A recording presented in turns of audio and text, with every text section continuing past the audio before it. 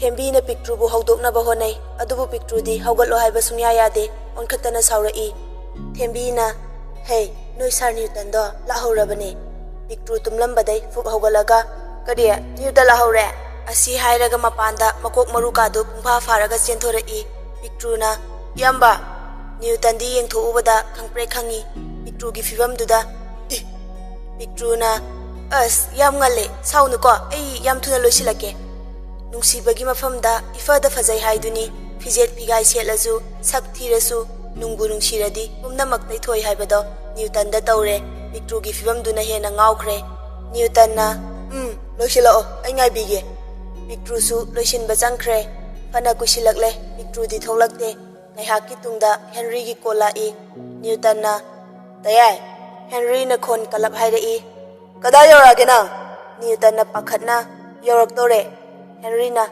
ꯌꯧꯔꯛꯄꯗꯣ ꯀꯥꯏꯗꯅꯣ ꯍꯥꯏꯕ Newtonꯁꯨ ꯈꯨꯝꯐꯝ ꯈꯪꯗꯅ ꯅꯤꯡꯊꯧꯈꯣꯡ ꯌꯧꯔꯛꯂꯦ Henryꯅ ꯑꯩ ꯊꯝꯃꯦ ꯁꯣꯝꯗ ꯃꯤ ꯂꯣꯏꯅ ꯂꯥꯛꯅꯔꯕꯅꯦ Newtonꯅ Henry ꯐꯣꯟ ꯊꯝꯈꯤꯕꯒ Newtonꯗꯤ ꯄꯥꯈꯠꯂꯦ ꯊꯦꯡꯖꯤꯜꯂꯛꯄꯗꯨꯗ ꯁꯣꯝꯗꯅ Pictrudi ꯆꯔꯥ ꯑꯃꯨꯛ ꯋꯥꯟꯗꯅ ꯂꯩ ꯇꯞꯇꯥꯏ ꯆꯥꯔꯒ ꯊꯣꯛꯂꯛꯏ Newton ꯃꯁꯥꯗꯨ ꯂꯩꯇꯥꯐꯝ ꯈꯪꯗꯅ ꯏꯆꯟ ꯊꯦꯡꯉꯦ ꯆꯠꯁꯤꯜꯂꯛꯑꯣ ꯑꯁꯤ ꯍꯥꯏꯔꯒ ꯌꯥꯝ ꯊꯨꯅ ꯊꯣꯛꯈꯤ Pictruꯁꯨ ꯇꯥꯟꯅꯔꯛꯏ ꯑꯗꯨꯒ ꯒꯥꯔꯤꯗꯨ ꯌꯥꯝ ꯀꯟꯅ ꯊꯧꯗꯨꯅ ꯂꯥꯛꯂꯦ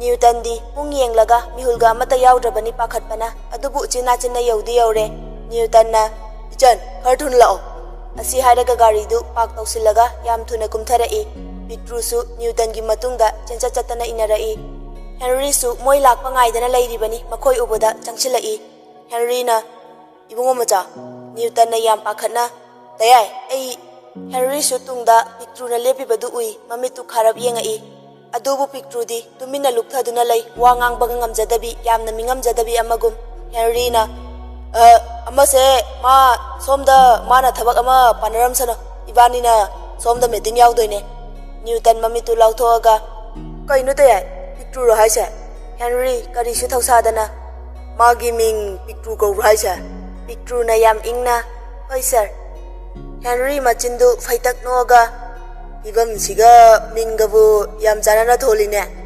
Pictruna mamitu paina yengai adubu karisu haibadi ngamde matangna Pictru machinda solai Tarjan nangdi kayam phajadana aina noigi thabak tawai ngangbidaba sida khangmoidra nang aina ke tawraki haido yengo picturasu champra Henry na makha tarai Pictru nang somda thawak ngak tang yengamo aiga Newtonga meeting yaudori Pictruna yam ngakna ai hairoi sir yambaga punna tawge Newtonna tayai ma makha taba nangde Henry na khon kalap thawak tawrdi pumnamak hainaba tawgadaba Henry na asumna hairisi Pictruna khangoidaba hairoidaba thawak ngak ta piradi tandana adum toksagini khanbaini adubu Pictrudi adugi ona tainabada Henry na hairadi Mana tawbaday saruk ani hengat na tawge haibasida challenge tawrai Pictruna hoy ay tawrage kaidano ay nasa toyse Henry ga Newton ga anidu yam ngakna yengai Henry na nofe tawraga asomda mi khar leise sida Pictru sor sangna amuktang hondoklamlaga chatki Henry di akhaba minok amaga loinana yengduna lehawi mana khalisi atay nate Pictru mayam sangdana sabidana mathwai nungaitana moigi thabaktu tawroi hairakpa aduni mana pamisi Pictru lakpa ubada somda thabakki leiramiba mayamdu noknaba haurai mayamduna Henry gi mi oira male khangni khara tawsinse amana amu bha sidi moi dare kaino Melodina maya chikduna hairai Henry nang naigi thabakpu munkiba khangni nasi ahubana mitsida nang yaudringai sujin hauge Thabak tawriba mayamdu moina contract munabada Henry na mai pakpa business ama oikibai mangonda thabak tupi atai businessman kharasu mafam adaida machet pi adubu mapung oibadi Henry gi ngaktani Pictru waga ngangde tuminna yam ing tapsaba mi amagum tuminna Henry gi thabak mafamda leptuna lay thabak suriba mi kharana angang ni haina yarani matagum pakhon sirai nupa amana oi sidala Pictruna kaka aira nupa aduna Mani, ising harap pro.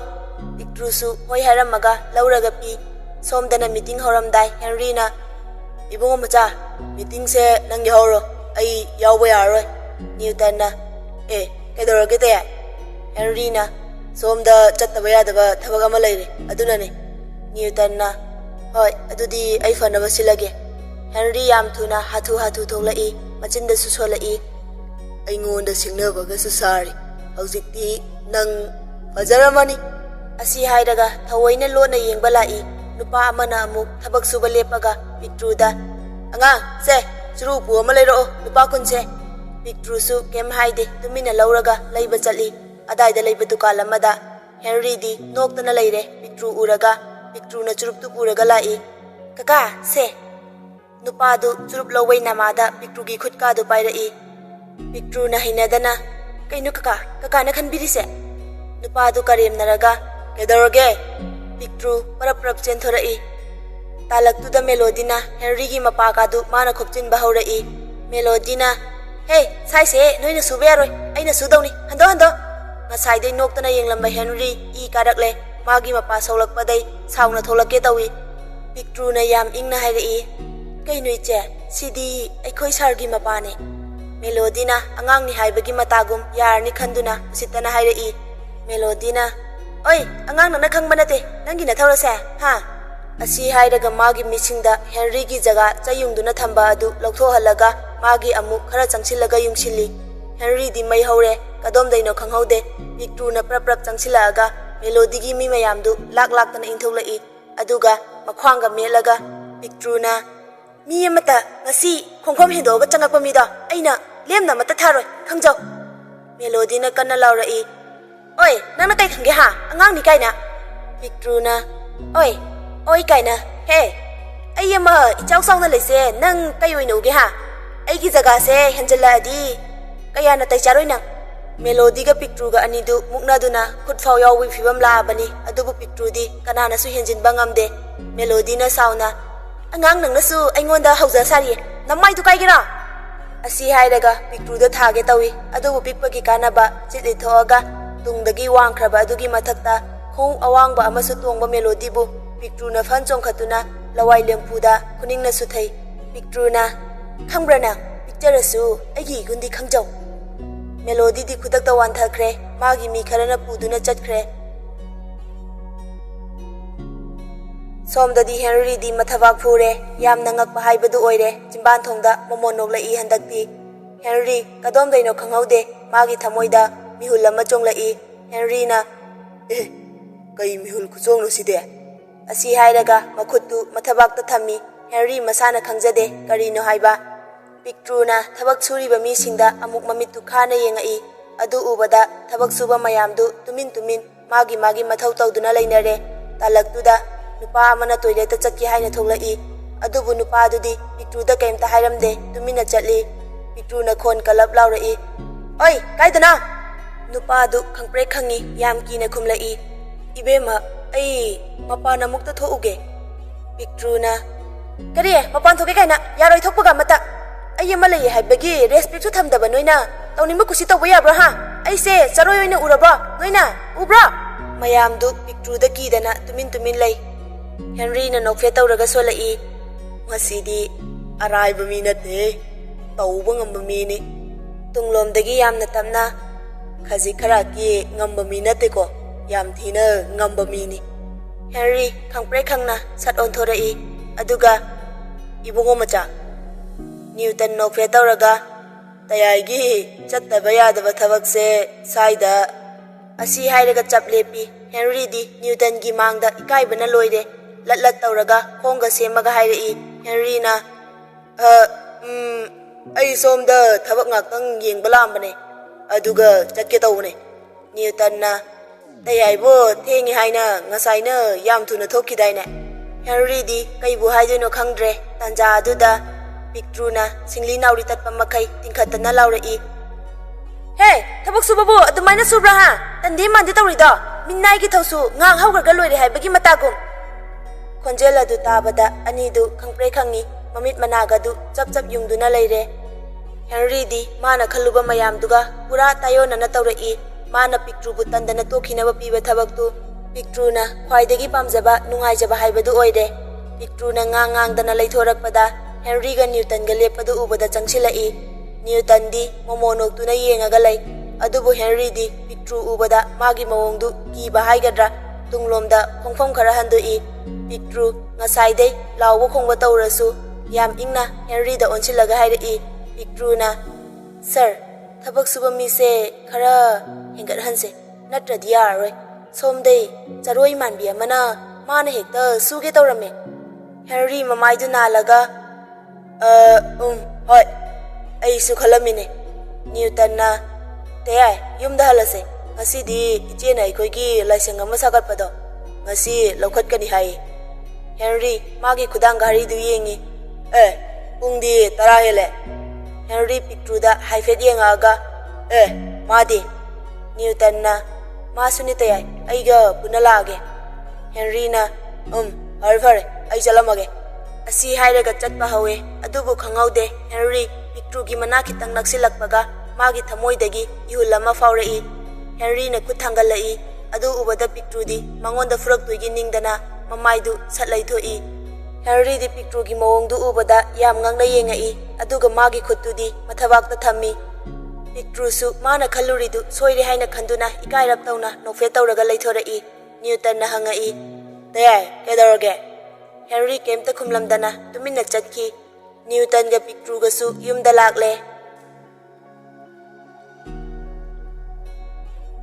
ꯁꯣꯝꯗꯅ ꯌꯨꯝꯗꯨ ꯃꯔꯥꯡ ꯃꯔꯥꯡ ꯇꯧꯅꯔꯤ꯫ ꯕꯤꯗ꯭ꯌꯥꯂꯛꯁꯃꯤꯅ Henry ꯎꯕꯗ ꯍꯔꯥꯎꯅ, ꯅꯥꯎ, ꯆꯠꯂꯣ, dress ꯍꯣꯡꯗꯣꯔꯛꯑꯣ꯫ ꯍꯦꯟꯔꯤꯅ, ꯑꯩ ꯌꯥꯎꯔꯔꯣꯏꯒꯦ ꯏꯆꯦ, ꯅꯣꯏ ꯑꯗꯨꯝ ꯇꯧꯔꯣ꯫ ꯕꯤꯗ꯭ꯌꯥꯂꯛꯁꯃꯤꯅ, ꯃꯗꯨ ꯌꯥꯔꯣꯏꯌꯦ, ꯁꯤꯗꯤ ꯌꯨꯝꯒꯤ ꯑꯣꯏꯅ ꯇꯧꯕꯅꯦ, ꯃꯤꯁꯨ ꯑꯃꯠꯇ ꯌꯥꯎꯕ ꯌꯥꯕ ꯅꯠꯇꯦ, ꯑꯩꯈꯣꯏꯗꯅꯦ꯫ ꯇꯥꯂꯛꯇꯨꯗ ꯄꯤꯛꯇ꯭ꯔꯨꯒ ꯅ꯭ꯌꯨꯇꯟꯒ ꯑꯅꯤꯗꯨ ꯒꯥꯔꯤ ꯊꯧꯖꯤꯜꯂꯛꯏ꯫ ꯒꯥꯔꯤꯗꯩ ꯄꯤꯛꯇ꯭ꯔু ꯍꯥꯟꯅ ꯀꯨꯝꯊꯔꯛꯏ꯫ ꯅ꯭ꯌꯨꯇꯟꯗꯤ ꯒꯥꯔꯤꯗꯨ ꯃꯅꯨꯡꯗ ꯊꯧꯖꯤꯟꯈ꯭ꯔꯦ꯫ ꯕꯤꯗ꯭ꯌꯥꯂꯛꯁꯃꯤꯅ ꯄꯤꯛꯇ꯭ꯔꯨ ꯎꯕꯗ ꯃꯣꯃꯣꯟ ꯅꯣꯛꯑꯒ, ꯏꯅꯥꯎꯁꯨ ꯌꯥꯎꯔꯤꯗꯅ, ꯂꯥꯛꯑꯣ ꯂꯥꯛꯑꯣ, ꯏꯆꯦ ꯅꯪꯒꯤ ꯐꯤꯔꯣꯟꯒ ꯄꯤꯒꯦ, ꯍꯣꯡꯗꯣꯛꯑꯔꯣ꯫ ꯄꯤꯛꯇ꯭ꯔꯨꯅ, ꯏꯆꯦ, ꯑꯩꯁꯨ ꯌꯥꯎꯑꯣ ꯍꯥꯏꯔꯣ? ꯕꯤꯗ꯭ꯌꯥꯂꯛꯁꯃꯤꯅ, ꯌꯥꯎꯗꯕ ꯌꯥꯔꯣꯏꯀꯣ, ꯍꯣꯔꯦꯟ ꯑꯩꯈꯣꯏ ꯏꯕꯨꯡꯉꯣ ꯃꯆꯥꯗ ꯊꯤꯜꯍꯟꯒꯦ꯫ ꯄꯤꯛꯇ꯭ꯔꯨꯅ ꯃꯃꯤꯠꯇꯨ ꯀꯤꯔꯨꯞ ꯀꯤꯔꯨꯞ ꯇꯧꯔꯒ ꯍꯦꯟꯔꯤꯗ ꯌꯦꯡꯉꯛꯏ꯫ ꯑꯗꯨꯕꯨ ꯍꯦꯟꯔꯤꯅ ꯃꯃꯤꯠꯇꯨ ꯄꯤꯛꯇ꯭ꯔꯨꯗ ꯆꯥꯗꯣꯏꯒꯤ ꯌꯦꯡꯗꯨꯅ ꯂꯩꯔꯝꯕ ꯎꯕꯗ ꯄꯤꯛꯇ꯭ꯔꯨ ꯃꯃꯥꯏꯗꯨ ꯁꯠ ꯂꯩꯊꯣꯔꯛꯏ꯫ ꯕꯤꯗ꯭ꯌꯥꯂꯛꯁꯃꯤꯅ, ꯏꯅꯥꯎꯒꯤ ꯃꯤꯡꯗꯤ ꯀꯩ ꯀꯧꯒꯦ? ꯄꯤꯛꯇ꯭ꯔꯨꯅ ꯌꯥꯝ ꯏꯪꯅ, ꯏꯆꯦ, ꯄꯤꯛꯇ꯭ꯔꯨ ꯀꯧꯋꯦ꯫ ꯕꯤꯗ꯭ꯌꯥꯂꯛꯁꯃꯤꯅ, ꯃꯤꯡꯒ ꯁꯛꯀ ꯌꯥꯝ ꯆꯥꯟꯅꯩꯌꯦ, ꯌꯥꯝꯅ ꯅꯨꯡꯁꯤꯌꯦ ꯏꯅꯥꯎꯁꯦ꯫ ꯄꯤꯛꯇ꯭ꯔꯨꯁꯨ ꯃꯉꯛꯇꯨ ꯍꯥꯏꯐꯦꯠ ꯅꯣꯟꯊꯔꯒ ꯅꯣꯛꯐꯦꯠ ꯇꯧꯏ꯫ ꯕꯤꯗ꯭ꯌꯥꯂꯛꯁꯃꯤꯅ ꯍꯦꯟꯔꯤꯗ ꯑꯣꯟꯁꯤꯜꯂꯛꯑꯒ, ꯅꯥꯎ, ꯅꯪ ꯌꯥꯎꯔꯔꯣꯏ ꯍꯥꯏꯔꯣ? ꯍꯦꯟꯔꯤ ꯄꯤꯛꯇ꯭ꯔꯨꯗ ꯌꯦꯡꯉꯒ ꯍꯥꯏꯔꯛꯏ꯫ ꯀꯩꯗꯧ ꯌꯥꯎꯔꯣꯏꯗꯣꯏꯅꯣ? ꯑꯁꯤ ꯍꯥꯏꯔꯝꯂꯒ ꯄꯤꯛꯇ꯭ꯔꯨꯗ ꯌꯦꯡꯗꯅ ꯆꯪꯕꯗ ꯄ꯭ꯔꯤꯇꯤꯗ ꯑꯃꯨꯛ ꯊꯦꯡꯖꯤꯜꯂꯤ꯫ ꯄ꯭ꯔꯤꯇꯤꯅ ꯑꯃꯨꯛ ꯇꯣꯏꯕ ꯍꯦꯟꯔꯤꯗꯒ, ꯑꯌꯥ, ꯇꯌꯥꯏ, ꯁꯣꯛꯄ꯭ꯔꯣ? ꯑꯩꯗꯤ ꯎꯍꯧꯗ꯭ꯔꯦ꯫ ꯍꯦꯟꯔꯤꯅ ꯃꯌꯥꯗꯨ ꯆꯤꯛꯑꯒ ꯍꯥꯏꯔꯛꯏ, ꯅꯃꯤꯠ ꯅꯅꯥꯗꯣ ꯀꯥꯏꯗ ꯌꯦꯡꯒꯦ? ꯄ꯭ꯔꯤꯇꯤꯅ ꯌꯥꯝ ꯉꯛꯅ, ꯀꯩꯅꯣ ꯇꯌꯥꯏꯅ ꯊꯦꯡꯖꯤꯜꯂꯛꯑꯒ? ꯍꯦꯟꯔꯤ ꯄꯤꯛꯇ꯭ꯔꯨꯗ ꯍꯥꯏꯐꯦꯠ ꯌꯦꯡꯉꯛꯏ꯫ ꯑꯗꯨꯕꯨ ꯄꯤꯛꯇ꯭ꯔꯨꯅ ꯃꯌꯥ ꯀꯥꯗꯅ ꯌꯦꯡꯉꯒ ꯂꯩꯔꯝꯕ ꯎꯕꯗ ꯑꯁꯥꯎꯕ ꯑꯗꯨ ꯅꯦꯝꯊꯔꯒ ꯄ꯭ꯔꯞ ꯄ꯭ꯔꯞ ꯆꯪꯈꯤ꯫ ꯄ꯭ꯔꯤꯇꯤꯅ ꯄꯤꯛꯇ꯭ꯔꯨ ꯎꯕꯗ ꯃꯃꯤꯠꯇꯨ ꯈꯥꯅ ꯃꯈꯣꯡꯗꯒꯤ ꯇꯣꯟꯐꯥꯎ ꯌꯦꯡꯉꯛꯏ꯫ ꯑꯗꯨꯒ ꯄꯤꯛꯇ꯭ꯔꯨꯒꯤ ꯗ꯭ꯔꯦꯁꯇꯨ ꯎꯔꯒ ꯅꯣꯡꯅꯔꯛꯏ꯫ ꯕꯥ, ꯂꯧꯋꯥꯏ ꯅꯨꯄꯤ ꯍꯥꯏꯁꯦ ꯁꯨꯃꯥꯏꯅ ꯇꯧꯕ ꯑꯣꯏꯔꯦ? ꯑꯩꯗꯤ ꯉꯁꯤꯅ ꯑꯍꯥꯟꯕꯅꯦ꯫ ꯕꯤꯗ꯭ꯌꯥꯂꯛꯁꯃꯤꯅ ꯄꯤꯛꯇ꯭ꯔꯨ ꯅꯨꯡꯉꯥꯏꯔꯔꯣꯏ ꯈꯟꯗꯨꯅ ꯍꯥꯏꯔꯛꯏ꯫ ꯕꯤꯗ꯭ꯌꯥꯂꯛꯁꯃꯤꯅ, ꯏꯅꯥꯎ, ꯂꯥꯛꯑꯣ꯫ ꯄꯤꯛꯇ꯭ꯔꯨꯗꯤ ꯋꯥ ꯂꯥꯟꯒ ꯑꯃꯠꯇ ꯉꯥꯡꯗꯦ꯫ ꯃꯌꯥꯝꯒꯤ ꯃꯤꯠꯇ ꯂꯦꯝꯕꯤꯁꯅꯥ ꯍꯥꯏꯗꯣ ꯑꯣꯏꯔꯦ꯫ ꯄꯤꯛꯇ꯭ꯔꯨ ꯀꯩꯝꯇ ꯍꯥꯏꯗꯅ ꯄ꯭ꯔꯞ ꯄ꯭ꯔꯞ ꯆꯪꯉꯛꯏ꯫ ꯁꯣꯝꯗꯅ ꯅꯤꯂꯝꯅ ꯃꯅꯥꯎꯅꯨꯄꯤꯗ ꯑꯃꯨꯛ ꯇꯣꯏꯕ ꯀꯩꯀꯩꯅꯣ ꯍꯥꯏꯖꯤꯟꯗꯅ ꯂꯣꯏꯔꯦ꯫ ꯅꯤꯂꯝꯅ, ꯍꯩ, ꯄꯪꯒꯅꯨ ꯁꯤꯡꯖꯧꯀꯣ, ꯑꯩꯈꯣꯏ ꯌꯥꯏꯃꯁꯦ ꯅꯪꯅ ꯅꯝꯗꯅ ꯂꯩꯁꯤꯟꯗꯧꯅꯤ꯫ ꯄ꯭ꯔꯤꯇꯤꯅ, ꯑꯗꯨ ꯏꯆꯦ, ꯃꯥꯒꯤ ꯃꯑꯣꯡꯁꯦ ꯀꯣꯛ ꯆꯥꯛꯄ ꯃꯤ ꯌꯥꯝ ꯃꯥꯜꯂꯤ꯫ ꯅꯤꯂꯝꯅ, ꯑꯗꯨꯅꯤ ꯑꯩꯅ ꯅꯪ ꯂꯩꯌꯨ ꯍꯥꯏꯁꯦ, ꯈꯔ ꯀꯦꯁꯟ ꯃꯧꯁꯤꯜꯂꯣ, ꯃꯥꯕꯨ ꯃꯤꯊꯍꯜꯂꯣ, ꯃꯥꯅ ꯑꯄꯥꯝꯕꯗ ꯇꯧ, ꯑꯗꯩꯗꯤ ꯄꯨꯗ꯭ꯔꯨꯞ ꯄꯨꯗ꯭ꯔꯨꯞ ꯀꯦꯜꯂꯗꯧꯅꯤ꯫ ꯄ꯭ꯔꯤꯇꯤꯅ, ꯗ꯭ꯔꯦꯁꯇ ꯀꯩꯗ ꯁꯛꯇ ꯆꯨꯗ ꯋꯥꯠꯇꯕꯤ ꯑꯩꯅ, ꯑꯗꯣ ꯃꯥꯗꯤ ꯃꯁꯤ ꯃꯌꯥꯝꯁꯦ ꯑꯃꯠꯇ ꯆꯪꯗꯦ꯫ ꯅꯤꯂꯝꯅ, ꯍꯦ ꯑꯄꯪꯕꯤ, ꯅꯨꯄꯥ ꯑꯇꯩꯒ ꯃꯥꯟꯅꯕ ꯅꯨꯄꯥ ꯅꯠꯇꯦ, ꯃꯥꯅ ꯄꯥꯝꯅꯕ ꯇꯧꯁꯤꯜꯂꯣ ꯍꯥꯏꯕ, ꯈꯔ ꯅꯞꯁꯤꯜꯂꯣ, ꯇꯧꯕꯇꯕꯨ ꯃꯁꯥꯗ ꯊꯦꯡꯉꯨ꯫ ꯄ꯭ꯔꯤꯇꯤꯅ, ꯃꯅꯥꯎ ꯅꯨꯄꯥꯁꯦ ꯑꯣꯏꯔꯗꯤ ꯊꯕꯛꯁꯦ ꯈꯔ ꯂꯥꯏꯗꯧꯕ, ꯃꯁꯤꯒꯤ ꯑꯦꯂꯔꯖꯤ ꯕꯣꯏꯁꯤꯗꯤ꯫ ꯅꯤꯂꯝꯅ, ꯅꯨꯡꯗꯁꯨ ꯇꯞꯄꯨꯕꯨ ꯀꯜꯂꯗꯤꯅꯦ ꯇꯨꯝꯃꯤꯗꯨꯅꯤ, ꯑꯗꯨꯅ ꯅꯁꯥꯅ ꯉꯝꯅꯕ ꯇꯧꯗꯧꯅꯤ꯫ ꯑꯁꯤ ꯍꯥꯏꯔꯒ ꯌꯨꯝꯒꯤ ꯑꯀꯣꯏꯕꯗꯨ ꯌꯦꯡꯉꯒ ꯈꯥꯛꯅ ꯈꯥꯛꯅ ꯅꯣꯛꯑꯒ ꯍꯥꯏꯔꯛꯏ꯫ ꯅꯤꯂꯝꯅ, ꯌꯥꯝꯈ꯭ꯔꯕ ꯂꯟ ꯊꯨꯝ ꯃꯌꯥꯝꯁꯦ ichil inaw aykhoy inigi ngakta oidoine. Priti na khara suktaraga hairei. Aduda yam luriba amana amma laisina yelo oidra. Nilam na yam tukatchaba minok amaga loina na hairei. Madi lamja sarane khara leiraga kok maral ama pisilaga tanthokra loire. Sida kari waningai lege. Priti su machin du faina noklaga machin manaw anidu fattabagi wari ngaktani sanariba. Somdana Vidyalakshmi na Pictrua sidayama khalola o asi hairaga magi upudu hangdoi. Pictrudi leiramiba mayamdu ubada mamit mana thakpana loire. Masadu fajaba mayamdu ubada khanfam khangdre. Vidyalakshmi na amuksu hairei. Khallo ama khallo. Pictruna iche ama hekta yaida. Vidyalakshmi di Newton na Pictru nungchizai ngauzai haiba khangi. Aduna mana tongana upu amada Newton gi nupigi firon khara Henry gi nupigi firon khara thami. Vidyalakshmi na Newton gi nupigi oina thamba firondu mana furitne fanek ka figa lauthoknaba tawi. Adubu Henry gi nupigi fironduna mathakta nalaga laibaduda mana animak lauthoklaga Henry gi singduna magi famungda thami. Aduga Newton gi dupi Vidyalakshmi na se asi selo talaktudani tompoki phone lai. Vidyalakshmi harauna phone du okhali. Hello tamo tompok na ai lae khara thuna tholao. Vidyalakshmi na hoi he nangoi dau du mangai re.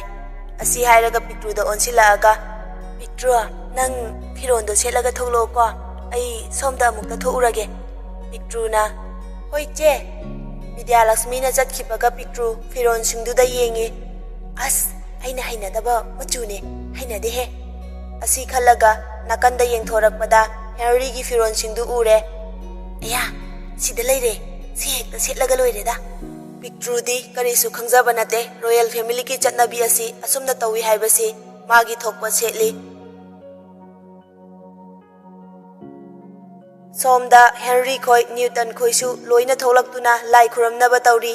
Henry na mamitu koyeng yengai mana yengidu atai kana nate Pictru buni. Aduga matomta amuk sonjarai. Kaigino aina aigi yeknaba amabu uninglaiba yengningiba masi kaigino. Henry di magi masada faurakibe ihuladu karino haiba khangjade. Pictru bu amuk sumagi tamthiraba yeknaba amagumna sum khanduna lay. Tanja adu maktadani Newton na yam harauna solai. Wow! Henry su haifet yengthorai. Adubu Pictru ubada Henry mamitu lauthorai. Ngasi di Pictru aduki matik chamna kedana tholai fajabana su loire. Newton di Pictru ubada nungsiba sum hengalai ngauraga chatore. Pictru gi fajaba sakfam ubada somdana Henry di mamit ka kupkani haiba khangdre. Mamitu lauthoklaga amuk toiba mayaga karaga haying changba khangdre. Talaktuda Henry gi kolama lai. Adu fau Henry di Pictru yenglingai khangde. Mayamdu Henry da loina yengai. Adubu Henry gi mawongdu ubada ngangnare. Maya kaba makai yengduna leirambaduda Newton na changsilaga Henry gi masadu nomi. Tayai kaidoroge. Henry khangboi lakboi. Ha kari kaidore. Mayamdu walauna nokthorai. Ngasi gi Henry gi mawongdu Vidyalakshmi di sum noklambadai. Pictru da ngasai makai munna yengude yengsulubada Pictru na selaiba dress du ubada Vidyalakshmi di mamitu lauthoklaga haima Pictru na kidoragi che. Vidyalakshmi su Newton khoi Henry khoi mayam leibaduda haiba nungaitre khanduna tuminna kemta haidre. Kaisu nate haine khumle. Henry su magi phone du paikhali. Hello nupa duna sir nahan gi angang do hayeng director office amukta law haye. Henry bisum ani du suktoga karige nupa duna aiso chap chabadi khangdi director na kokholakpane. Henry bhab tarai mana nongma nupi ama purakani haikibadu hojikta gyan lai. Henry na okay nupa duna sir lottery fowaga chap manarabani sir se thabak tawbada nokloidaba angang oirasu mathongna laibi nupi masane. Aduna sir da nahan gi thabak tu pibada sar gi khutta loina tare. Henry masadu harauba nungaiba na loide. Pictru bu yengthorai. Adubu Pictru di adai da lairamde. Henry na hoi adudi ai heng lage thame. Henry momo noktuna Pictru bu thirai. Mangak kadu cheptha septha yengdana lai. Tunglomdagi Vidyalakshmina khangkau kaurei. Now, Henry di swai laukre, sauraga onthorei, jairage matagum, adubu Pictruga machega leptuna leibadu ubada, Henry na makhonga du semdoga. Kaidaroge, lak-laktana kauridi.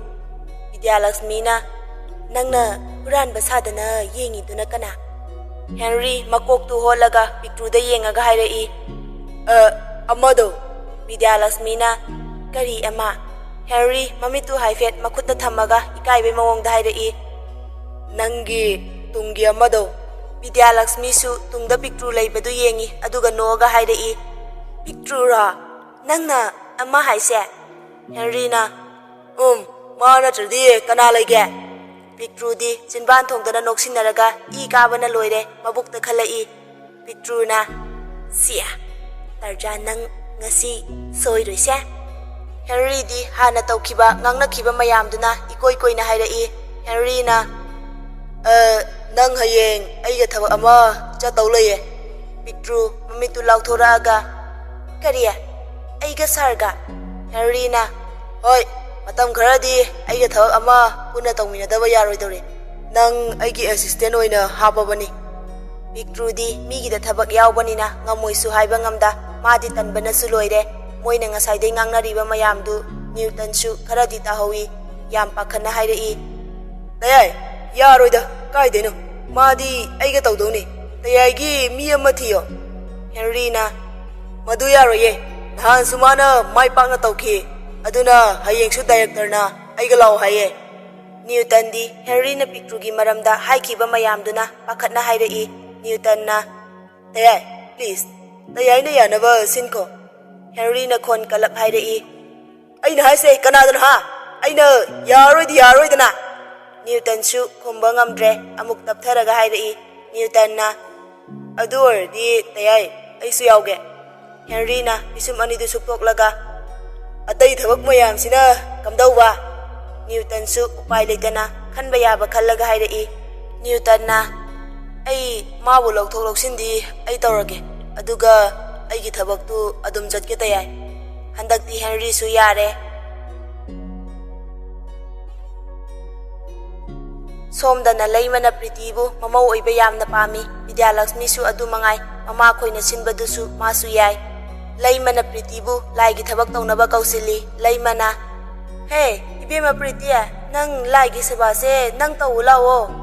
Priti di haiti hairaga lemjaba nupini machin gadu paithoklaga. Priti na, ai ngamoy pokpaday tawraktriye noy adum tawba yabaduda. Vidyalakshmi na nokphet tawraga. Priti aikhoina tawba yade yumsigi mauna tawdawne. Nilam su Priti da changnaba ingit kaya tawi adubu Priti na sungya yade. Priti na, nangoyna changba kai ha. Ai sunga ngamoy sumba ka paiba ngamoy dilai khumbi chuniye. Nilam na, hey aina yaba oiradi ngasaina tawrani kainone masiba. Vidyalakshmi na kanararoi khanduna Pictru da onchillaga hairei. Vidyalakshmi na, Pictru nangoyna tawro lao. Pictru su nokphet tawraga changjarei. Adu ubada Newton di haraubana loire. Henry di makhut anidu punchillaga leptuna tumina lei. Tanjaduda leimana, kaino sida moina hekta tawba yabra. Henry di masada singnaba amasu yauribani. Aduna Pictru da nganglaga machingadu paina noklaga lei. Newton di nungaitabana loire. Mana nganglubai matiksu leita. Vidyalakshmi na, kaino ima mi leitradi tawdabani. Henry na noklaga Pictru da yengi adubu Pictru yam nungaitana leiramba ubada. Henry magi mihul chongba amu haurei. Masana karino haiba khangjade. Vidyalakshmi na namdana Pictru da tawhalli. Newton na macheda hangai. Iche ibai laktraba. Vidyalakshmi na, saniga thabak aruba ma lei haye.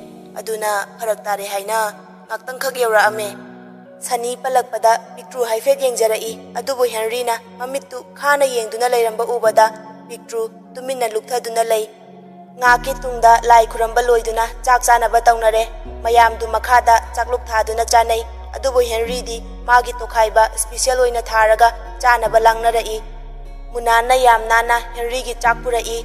Pictru di ingangai tawriba mayamdu mask lo grobo amuk toiba loire. Sida natana sujamni thanduna yengaga chaba hawkre. Pictru di chaka chani amata khangda khai Henry da yengduna leire. ꯃꯌꯥꯝꯗꯨ ꯆꯥꯕ ꯊꯛꯄ ꯂꯣꯏꯔꯗꯨꯅ ꯍꯧꯒꯠꯅꯔꯦ꯫ ꯄꯤꯛꯇ꯭ꯔꯨꯁꯨ ꯃꯐꯤ ꯃꯔꯣꯜ ꯍꯣꯡꯗꯣꯛꯑꯒ ꯃꯥꯁꯨ ꯆꯠꯅꯕ ꯇꯧꯔꯛꯏ꯫ ꯅ꯭ꯌꯨꯇꯟꯅ "ꯏꯆꯦ, ꯑꯩ ꯄꯤꯛꯇ꯭ꯔꯨ ꯊꯤꯟꯗꯣꯛꯎꯔꯒꯦ"꯫ ꯕꯤꯗ꯭ꯌꯥꯂꯛꯁꯃꯤꯅ ꯍꯔꯥꯎ ꯍꯔꯥꯎ ꯄꯤꯛꯇ꯭ꯔꯨꯅ ꯉꯁꯥꯏ ꯁꯦꯠꯄ ꯐꯤꯔꯣꯜꯗꯨ ꯄꯨꯊꯣꯔꯛꯏ꯫ ꯕꯤꯗ꯭ꯌꯥꯂꯛꯁꯃꯤꯅ "ꯄꯤꯛꯇ꯭ꯔꯨ, ꯁꯦ, ꯏꯆꯦꯅ ꯅꯪꯒꯤꯅꯤ ꯍꯥꯏꯅ ꯇꯝꯂꯕꯅꯤ"꯫ ꯄꯤꯛꯇ꯭ꯔꯨꯅ ꯌꯥꯝ ꯉꯛꯅ "ꯍꯩꯃꯥ, ꯌꯥꯔꯅꯤꯌꯦ ꯏꯆꯦ"꯫ ꯕꯤꯗ꯭ꯌꯥꯂꯛꯁꯃꯤꯅ ꯅꯝꯗꯅ ꯄꯤꯔꯦ꯫ ꯄꯤꯛꯇ꯭ꯔꯨꯁꯨ ꯂꯧꯗ ꯌꯥꯗꯕꯩ ꯂꯧꯔꯦ꯫ ꯕꯤꯗ꯭ꯌꯥꯂꯛꯁꯃꯤꯅ ꯅ꯭ꯌꯨꯇꯟꯗ ꯃꯤꯠꯆꯤ ꯈꯠꯆꯤꯜꯂꯤ꯫ ꯅ꯭ꯌꯨꯇꯟꯗꯤ ꯃꯆꯦꯗ ꯄꯤꯛꯇ꯭ꯔꯨꯁꯤ ꯌꯥꯕ ꯅꯠꯇ꯭ꯔꯣ ꯍꯥꯏꯅ ꯏꯪꯒꯤꯠ ꯇꯧꯏ꯫ ꯕꯤꯗ꯭ꯌꯥꯂꯛꯁꯃꯤꯅ ꯅꯣꯛꯑꯒ "ꯍꯣꯏꯗ ꯍꯣꯏꯗ, ꯆꯠꯂꯣ ꯐꯖꯅ"꯫ ꯅ꯭ꯌꯨꯇꯟꯒ ꯄꯤꯛꯇ꯭ꯔꯨꯒꯁꯨ ꯆꯠꯈ꯭ꯔꯦ꯫ ꯑꯅꯤꯗꯨꯅ ꯍꯦꯛ ꯆꯠꯈꯤꯕꯒ